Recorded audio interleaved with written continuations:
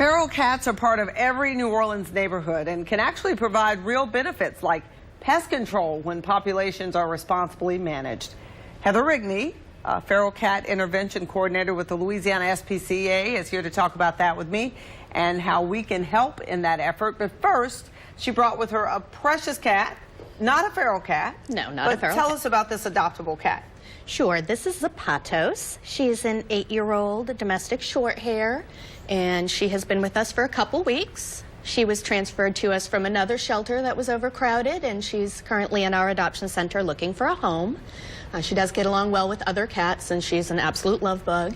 So if you are looking for a great lap cat that is pet friendly, we would love to find her a placement. Okay, Zapatos, is it in the Spanish word for shoes? It sure is. Okay. And if you can see with her little feet, she has little tiny white toes. So we call them mittens or socks. In Spanish, she's got shoes. All right. Well, first of all, tell us what a community cat is. Let's get back to the feral cat issue, because this is a big deal.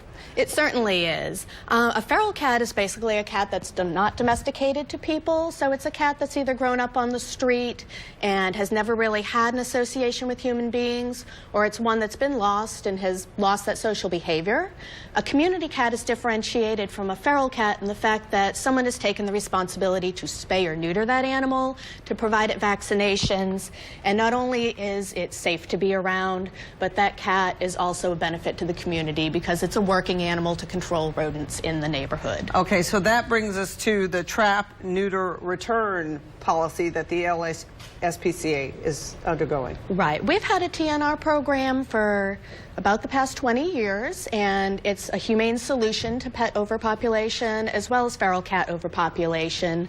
We always recommend folks spay and neuter the animal and then put it back out in the neighborhood was found, rather than removing the animal and bringing it to the shelter. Now, this is the best part, because these feral cats help with rodents, they help with all sorts of things. Tell us the benefits of just having these cats around. Certainly. Well, in addition to rodents, you're also going to find that the cats will control insects, they'll control snakes. The other good thing is if you have a spayed and neutered cat colony in your neighborhood, if you have cats that aren't, that eventually try to roam into that neighborhood, the ones that are fixed are going to chase away the intact cats. So you're not going to end up with an increase of cat problems.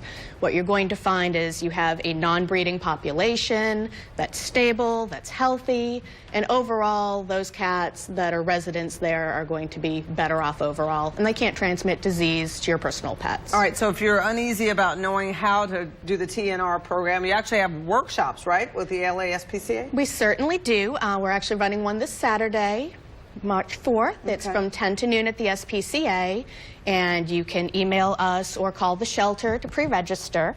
Zapatos is getting a little antsy. She wants down in a bad way. All right, this is the information again about the TNR program that you have. Again, this Saturday, free to the public, 10 a.m. That's great. I love the fact they get rid of rats. I love that. No rats in the neighborhood with these cats. It saves on the exterminator costs for sure. All right. Thank you so much for joining us today, Ms. Rigney.